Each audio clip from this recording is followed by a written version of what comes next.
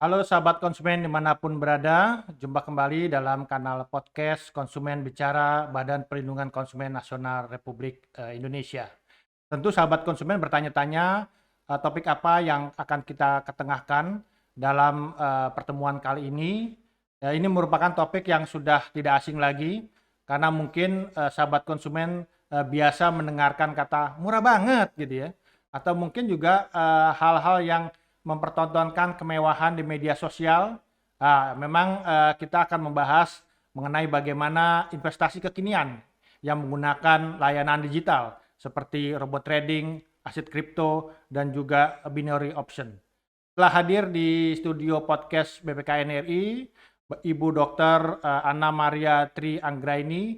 Beliau merupakan Wakil Ketua Komisi 1 BPKN Republik Indonesia. Berikut ini profil dari Ibu Dr. Anna Maria Tri Anggraini.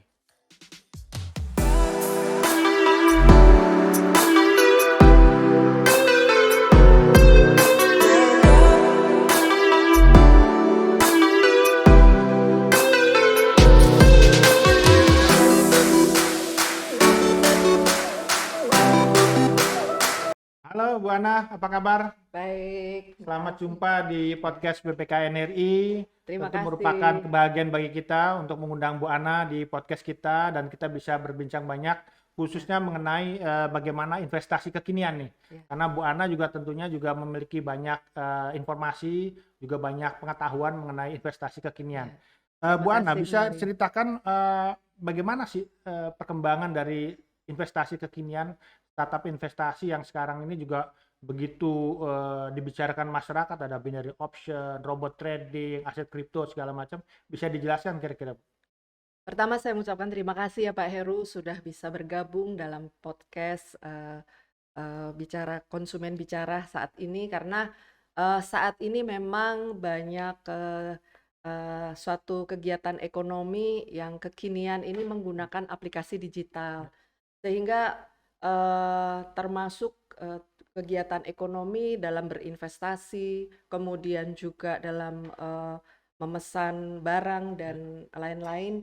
Nah, hal yang menarik dibicarakan saat ini adalah ketika investasi ini menyasar kaum muda. Ya. Karena kaum muda ini kaum yang orang yang mudah dan cepat menangkap perkembangan digital, termasuk bagaimana cara dia menabung dan investasi.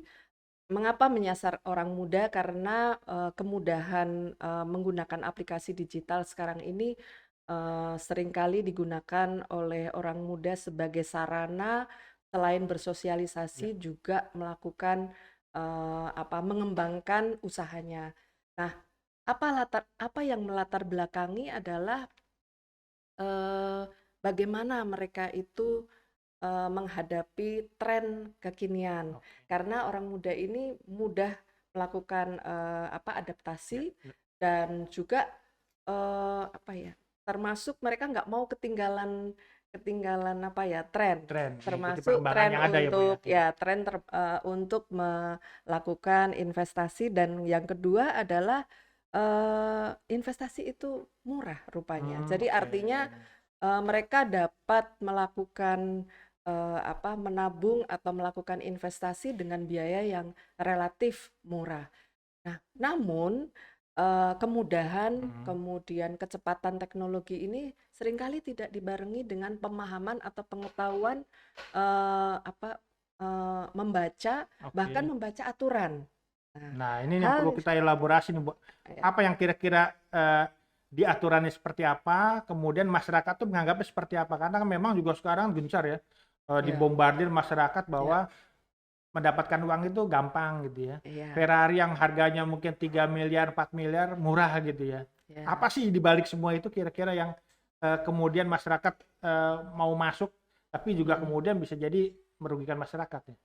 Eh, Tadi saya menyinggung mengenai aturan informasi. Nah, memang mudahnya orang menangkap informasi dan semua penjelasan yang bombastis itu Hmm. yang membuat anak muda itu suka lupa bahwa ada Oke. risiko. Oh, Nah, apa risiko? Sebetulnya risiko itu ada di dalam peraturan. Nah, oke. sehingga Ya, ya.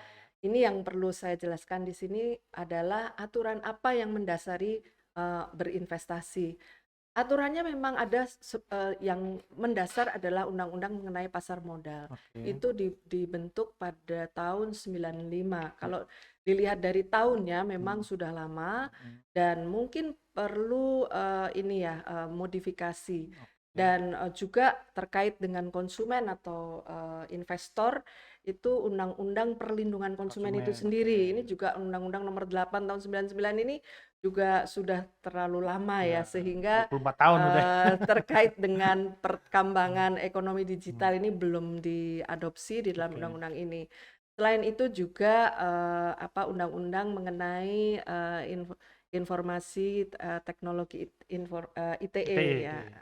Dan namun memang tidak dipungkiri bahwa ada lembaga pengawas yang akhirnya menangkap ini sebagai suatu risiko yang perlu dibuatkan satu benteng, yaitu mereka membuat satu aturan di Ya, tahun 2014 terkait dengan aplikasi penjual efek reksadana atau hmm, Epert ya ya, di tahun 2014 dan ditindaklanjuti dengan surat edaran di tahun 2017 kalau tidak salah surat edaran nomor 77 2014 tahun ya, 2014. 2017 ini 17, oke. ya POJK-nya undang POJK nomor 39 tahun 2014. Nah, apa sih manfaat aturan ini? Tentu saja adalah merupakan suatu tindakan pencegahan Ya, yang seharusnya diketahui dulu dari si oke. pemain Ya, atau investor yang banyak menyasar ya. orang muda ini. Namun satu pemahaman peraturan, Hmm, hmm, kemudian kebiasaan untuk membaca oke. atau budaya literasi itu rupanya belum terlalu membudaya di Ya, kalangan anak muda. Mereka lebih banyak mungkin ikut-ikutan oke. atau fear out, missing out. Jadi mereka Ya, nggak mau ketinggalan hmm, gitu tren kekinian. Sehingga ini yang seringkali pada akhirnya mengakibatkan kerugian pada mereka oke. sendiri. Dan memang industri keuangan atau investasi ini makin berkembang dengan berkembangnya beberapa perusahaan Epert yang saat ini paling terkenal adalah setidaknya ada perusahaan Epert seperti Bibit, Hmm, hmm, Ajaib, Peluang, Stockbit, dan Bareksa. ya, Ini paling tidak the big five ya yang oke. menurut catatan dailysocial.id di tahun 2022 ya meskipun masih banyak berkembang kembali dengan adanya pendaftaran Epert baru dan OJK ini sudah mencatat setidaknya ada lebih dari 70 Epert yang terdaftar secara legal. Meskipun di dalam prakteknya masih banyak puluhan Epert yang belum belum diterima secara resmi atau boleh dikatakan legal oleh OJK itu sendiri. Nah, tadi kalau kita bicara mengenai kekhawatiran terjadinya hal-hal yang tidak kita inginkan, dalam pandangan BPKN atau data yang ada di BPKN ini, kira-kira apa yang dirasakan masyarakat dari kehadiran investasi kekinian ini, Bu? Memang kalau kita bicara mengenai data memang luar biasa ya, karena tercatat di KSEI di tahun 2022 itu juga sekitar 60% ya, Mhm. sekitar 60% ini investor itu dari kalangan usia muda atau Usia muda, generasi oke. Z ya, di bawah 30 tahun, dan asetnya itu luar biasa spektakuler mencapai hampir 60 triliun enam atau puluh triliun. Ya. persisnya sih 52,77 triliun. Nah ini kalau dilihat bahwa total jumlah di pasar modal itu mencapai 9, pemain di Ya, pasar modal itu hampir 10 juta ya. Naik sekitar 1% atau lebih dari 30% dari tahun sebelumnya di tahun 2021. Ini luar biasa perkembangannya karena di tahun 2021 itu hanya sekitar 7 juta, kemudian tahun 2022 mencapai 9 juta pemain. Iya. Nah, ini luar biasa peningkatannya dan kita melihat bahwa pemain di Apert ini juga luar biasa sampai mencapai 78% 78%. investor di bidang reksadana ya. Karena pemain investasi ini eh, macam-macam, ada yang reksadana dan reksadana ini juga ada reksadana efek, reksadana obligasi dan uang. Dan ini memang mengalami peningkatan yang luar biasa di masing-masing kegiatan tersebut. Nah, bagi konsumen itu kira-kira apa, Bu? Apakah memang hal yang disampaikan influencer atau mungkin juga tokoh selebritis lah gitu ya, mengatakan bahwa oh ini dengan investasi di ini pengembaliannya cepat, atau dengan investasi ini kita tidur pun juga menghasilkan uang gitu loh. Nah, temuan Ya. BPKN seperti apa kira-kira sebenarnya layanannya? Eh, Apert ini memang agak istimewa ya karena eh, Apert ini adalah suatu usaha investor melakukan investasi dengan menggunakan aplikasi Oke. dan mesin itu sendiri yang namanya Apert ini akan Ya. memprofile kita ya. Oke. Artinya dia akan minta data pribadi kita dengan cara memasukkan nama, Hmm. kemudian juga usia, kemudian pekerjaan, mungkin penghasilan, sehingga mesin ini akan otomatis merekam dan memprofile dan menyarankan Oke. kita untuk berinvestasi di low risk, middle risk, atau high risk. Nah, kemudian tergantung investornya Ya. mau yang low risk atau yang high risk. Meskipun pada di mesin Apert itu juga akan menyeleksi juga Ya. bahwa kamu paling tinggi akan di middle.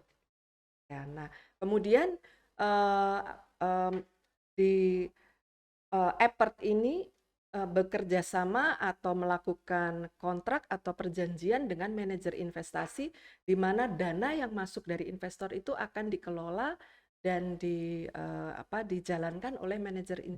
investasi. Nah, mungkin bagi investor BPKN berpesan bahwa ini ada satu eh, hubungan transaksional Ya. antara investor, dalam hal ini konsumen pengguna jasa, dan Apert di satu sisi, dan di sisi lain pelaku saya itu manajer investasi, Oke. karena yang bertanggung jawab penuh memang dalam hal ini Hmm. adalah manajer investasi. Tapi kan masyarakat Uh, bisa sebenarnya langsung menggunakan layanan tersebut ya. ya, menggunakan jadi fasilitatornya adalah ini Apert ini. Hebat itu ya. Iya. Nah, kalau kita lihat dalam beberapa data dan juga informasi yang berkembang, ini kan banyak juga yang kemudian ditengarai atau bahkan juga menjalani proses hukum dianggap merugikan gitu ya. Ya. Nah, ini apakah BPKN juga melihat hal-hal seperti itu? Ya, saat ini BPKN sudah melakukan kajian tentang hal Oke. ini dan ini juga karena banyaknya berkembangnya Apert ini semakin eh, didominasi oleh investor muda yang Mudah. jumlahnya memang mencapai Ya, jutaan dan nilainya tadi saya sebutkan bisa mencapai puluhan triliun. puluhan triliun. Nah, sehingga ketika masyarakat atau yang mendominasi ini adalah kaum muda ini tidak diedukasi Ya, secara ya. benar, itu mungkin resiko yang akan ditanggung oleh investor ini akan cukup signifikan. Karena memang mengapa kaum muda? Karena Apert ini juga selain mudah, juga menerima investasi dengan nilai boleh dikatakan minim, sampai nilai 10.000, Oh, atau oke. bahkan menurut OJK Hmm. ada Apert yang menyediakan sampai nilai 1.000 saja. 1.000, oke. Jadi ibaratnya uang jajan Uang mereka itu jajan. disisihkan untuk mencoba berusaha atau berbisnis, mungkin dengan pertimbangan, kurang mempertimbangkan risiko Oke. yang akan menimpa mereka. Nah, kalau tadi dikatakan 60% kan generasi Z ya, Bu ya, dan Ya, transaksinya 53,77 triliun ya. triliun. Jadi memang ini kan angka yang cukup besar tentunya. Eee, Kira-kira ini menjadi tanggung jawab siapa untuk memberikan edukasi literasi kepada khususnya generasi Z gitu ya? Karena walaupun memang banyak juga yang FOMO gitu, tapi kan kalau misalnya Ya. tidak juga digempur oleh iklan, oleh propaganda bahwa investasinya menguntungkan sekali kan juga Ya. mereka nggak ke sana gitu ya. Lembaga yang utama yang punya kewajiban atau boleh dikatakan punya kompetensi atau otoritas untuk melakukan edukasi maupun regulasi bahkan pengawasan adalah, di tangan OJK. Oke. Selain juga lembaga perlindungan konsumen seperti BPKN. Karena, di sini, sudah tertulis secara jelas bahwa untuk kegiatan terkait pasar modal dan investasi yang menyertai seperti reksadana ini memang, dulu Ya, Bapepam, sekarang ini dengan adanya Undang-Undang OJK ya, memang semuanya ditangani oleh oke. OJK. Sehingga dalam hal ini, yang penting adalah aspek pencegahannya, di Pencegahan. mana OJK ini, punya kewajiban untuk melakukan edukasi ke masyarakat juga ke pelaku. Ya, karena di sini pelaku ini ada beberapa pihak yang terkait dengan Apert itu selain Apert itu penyelenggara atau perusahaan, Apert itu sendiri juga, manajer investasi, Oke. kemudian bank kustodian yang menjamin, dana dari masyarakat yang disimpan, demi, mengembangkan investasinya. Karena memang, kegiatan investasi ini sangat Ya. menjanjikan, dalam arti, dibandingkan dengan bunga bank memang, relatif lebih tinggi, umumnya lebih tinggi Lebih tinggi. dibandingkan dengan bunga bank. Karena Jadi memang dianggap lebih cuan, kan tentu ya, kan kita juga tidak bisa kemudian melepaskan tanggung jawab dari pelaku usaha. Kira-kira apa ya, yang diharapkan dari pelaku usaha agar pelaku usaha juga bertanggung jawabnya terhadap bisnisnya gitu ya, ya, agar ya, masyarakat itu menggunakan layanannya dengan mhm. benar gitu ya, dengan nyaman gitu. Ya, ada beberapa hal yang perlu ditingkatkan ya. Memang saat ini OJK sudah berusaha Ya. membuat regulasi, memberikan edukasi, juga selalu hadir. Kalau BPKN mengundang, Hmm, melakukan FGD itu selalu hadir dan ya. memberikan informasi bahwa saat ini, mereka berusaha untuk paling tidak membuat semacam catatan atau list ya manajer investasi mana yang, memang, punya nama baik, kompeten, dan memang, ya sudah dapat diandalkan ya, yang handal. Dan, kalau bisa justru malah membuat peringkat gitu Ya. ya, untuk menjamin bahwa, dana yang ditanamkan oleh investor ini, aman ya, sesuai dengan, ya aman dan, nyaman, mudah Mudah. untuk Oke. diambil kembali atau Ya. dimanfaatkan sesuai dengan perlindungan yang diberikan kepada konsumen di pasal 4 ya, terkait Oke. Ya. dengan hak konsumen. Karena hak konsumen ini biasanya juga berhadapan dengan kewajiban ya, Hmm. kewajiban dia dan kewajiban dari pelaku usaha untuk paling tidak memberikan ganti rugi lah Oke. ketika, misalnya terjadi likuidasi atau penutupan perusahaan karena risiko itu, Hmm. tentu ada ya karena saat ini dan sudah terjadi memang, ada investasi yang fail yang cukup besar yang, dialami oleh, konsumen Ya. yaitu, pada Epert, Minapadi. Oke. Ya. Itu Ya. kerugiannya Ya. luar biasa sampai mencapai, 66.000 nasabah atau investor yang nilainya mencapai sekitar 6 triliun. Nah, ini Ya. kan, kerugian ya, Ya. Ya. loss yang luar biasa. Harapannya terhadap lembaga pengawas, otoritas gitu ya, itu seperti apa kira-kira?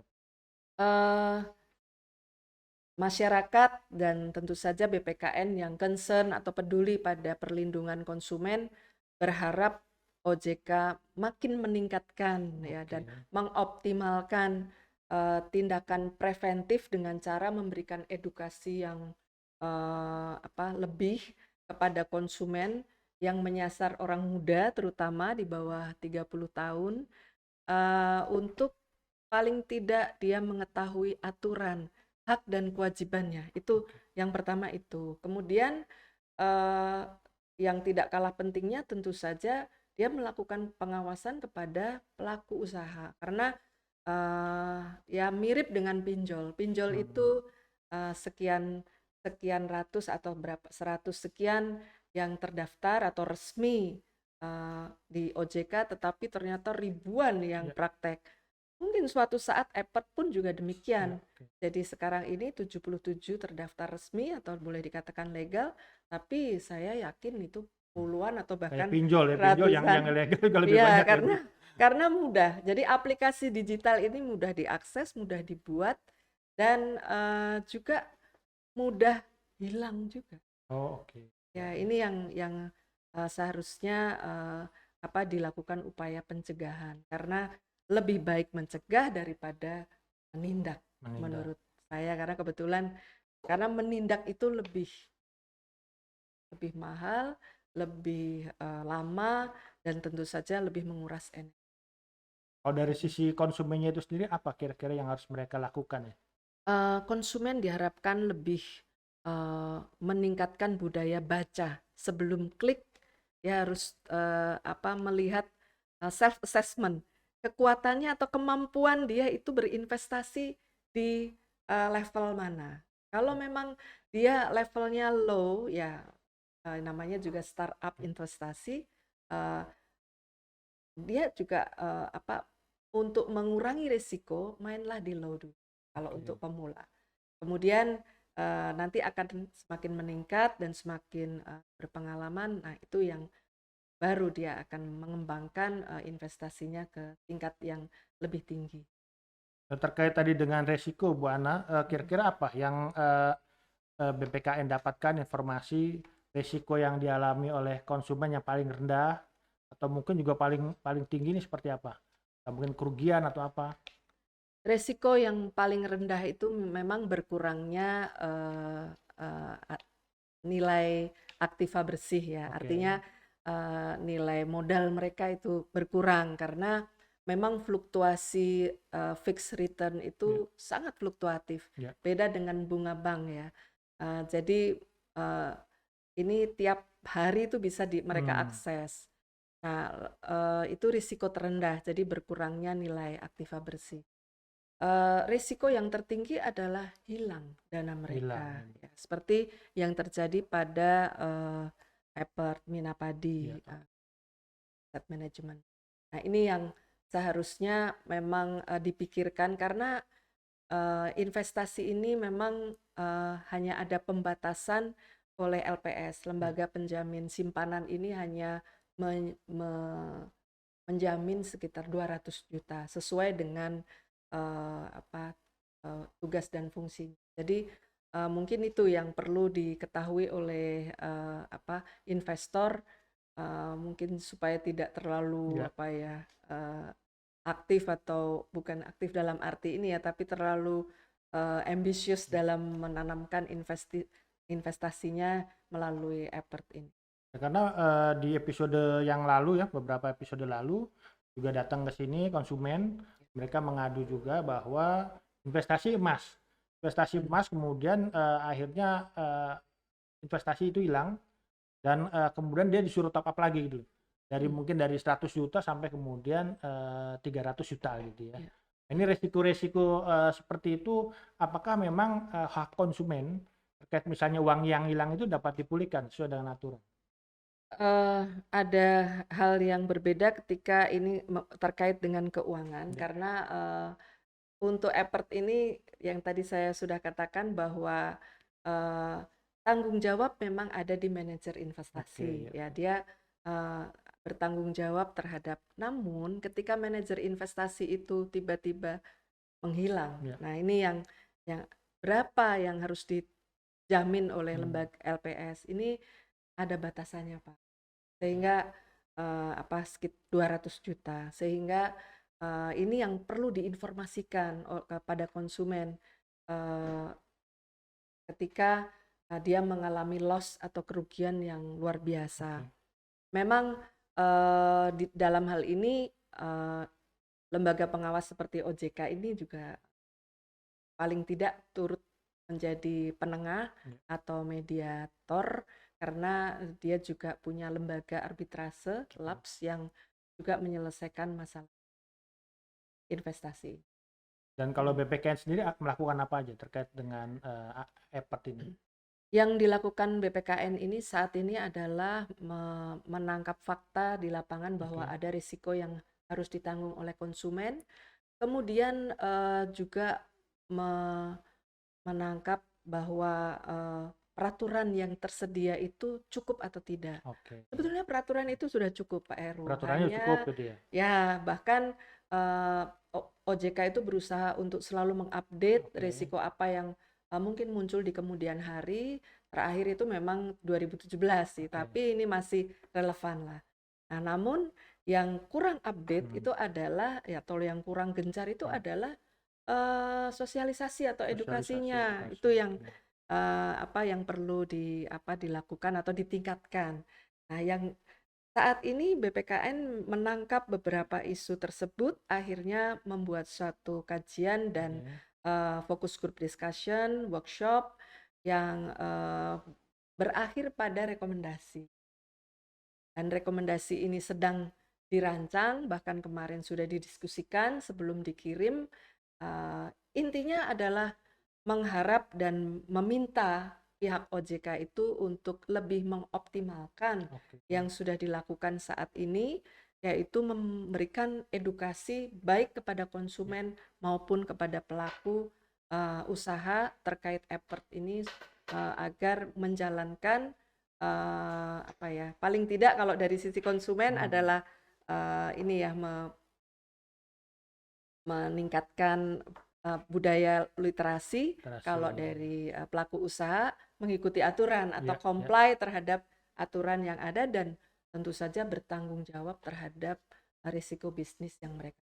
Ya, saya setuju Bu Ana dengan apa yang disampaikan Bu Ana. Tapi di sisi konsumen apa kira-kira yang mungkin tips-tips apa sih sebelum kita waduh untungnya gede gitu, Tips tapi kan ya. biasanya high risk, high return gitu ya. Iya, Ketika iya. kita mendapatkan keuntungan yang besar, mungkin resikonya jauh lebih besar Iya, gitu. Kira-kira betul. seperti apa Bu Ana? Tipsnya adalah baca dulu sebelum putuskan atau klik ya, Ya baca oke, dulu. kita baca dulu ya. Kedua Mungkin sahabat ya, konsumen ya. juga perlu tahu nih. Jadi kita baca Baca dulu nih, ini dulu apa sih sebelum barangnya klik gitu ya. ya. Yang kedua, jangan mudah tergiur pada janji return fixed return yang tinggi. Oke, Artinya jangan mudah tergiur ketika ya. dia menawarkan fixed return atau apa ya namanya kalau di bank itu bunga Bunga ya. tinggi, itu Keuntungan lah gitu ya. justru Cuan, cuan. Kalau keuntungan sekarang ya, istilah cuan. gain mungkin ya.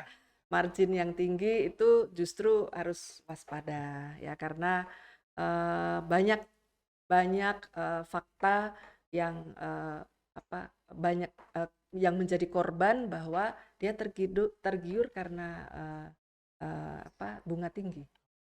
Seperti ya mungkin kita ketahui seperti Binomo, Ya. Binary, kemudian koperasi simpan pinjam itu Pak, yang Ya, ada beberapa memang ya layanan koperasi itu juga. kan juga triliunan Ya, ya. atas nama koperasi, tapi dia bisa mengelola dana se-Indonesia nilainya Nah, sebelum kita mengakhiri podcast kita, Bu Ana, salah satu faktor masyarakat melakukan investasi digital kekinian ini kan juga karena pengaruh selebritis nih, pengaruh influencer. Nah, apa yang menjadi masukan dari BPKN untuk seperti apa sih influencer gitu ya, agar masyarakat juga sebenarnya nggak kemudian menuduh mereka ikut menjadi bagian yang quote unquote menipu gitu ya, menjerumuskan gitu gitu. ya, benar. Satu, influencer itu harus memahami dulu apa yang akan dia informasikan atau dia dia sebarluaskan, bahwa model bisnis atau model investasi seperti itu resikonya itu harus dibaca dulu. Apapun produknya, apakah itu produk apakah itu barang atau itu jasa, terutama jasa. Karena jasa ini mudah ada tapi mudah juga hilang dan sulit dilacak. Kalau barang mungkin ada penandanya yaitu label, tidak sesuai label langsung konsumen tahu. Tapi kalau ini jasa biasanya janji ya. Oke. Janji. Nah, janji atau iklan atau promosi itu sebetulnya menurut saya, pemahaman saya itu merupakan satu kesepakatan bahwa dia sepakat untuk melakukan sesuatu yang ditulis di dalam promosi tersebut. Seringkali itu tidak sesuai dengan promosi yang sudah diinformasikan. Ini mungkin catatan buat influencer, karena tidak sedikit influencer yang akhirnya dipanggil Ya, oleh betul, pihak betul. yang berwajib, ditanya. Nah, ini juga satu pelajaran buat supaya tidak mudah atau secara gegabah menyebarluaskan informasi yang dia sendiri mungkin belum paham betul apa yang ditawarkan. Oke. Demikian. Jadi sahabat konsumen, tadi disampaikan Bu Ana ya, bahwa kita memiliki kewajiban untuk membaca lebih dulu ya terkait produk maupun jasa layanan investasi kekinian yang berbasis digital, dan kemudian jangan terpengaruh oleh janji-janji surga nih yang mungkin juga bisa jadi itu tidak terwujud gitu ya. Diharapkan juga pelaku usaha menjadi pelaku usaha yang bertanggung jawab. Otoritas regulatornya juga perlu upaya yang lebih optimal lagi, maksimal dalam hal bagaimana masyarakat ini diedukasi, diliterasi gitu ya. Dan tadi menarik adalah juga influencer nih, mereka Ya, juga memiliki satu tanggung tanggung jawab jawab ya, ya, tanggung betul. jawab untuk bagaimana membuat layanan aplikasi digital yang terkait dengan investasi kekinian ini benar-benar ya tidak memberikan kerugian pada masyarakat. Sekali lagi terima kasih Bu Ana atas Sama-sama Pak kedatangannya, diskusi Heru, yang cukup pleasure menarik ya. dan kita juga Ya, membicarakan banyak hal. Semoga bisa ketemu lagi di lain ya. kesempatan. Terima kasih Pak Terima Heru kasih Bu Ana. ya. Mudah-mudahan makin berkembang Mudah-mudahan ya, ya. Dan bermanfaat Ya buat mudah-mudahan konsumen, bermanfaat sahabat konsumen. sahabat konsumen dimanapun berada. Saya Heru Stadi mencukupkan acara Dan kita saya pada Ana. hari ini. Kita jumpa kembali di edisi podcast BBKN RI berikutnya. Sampai jumpa.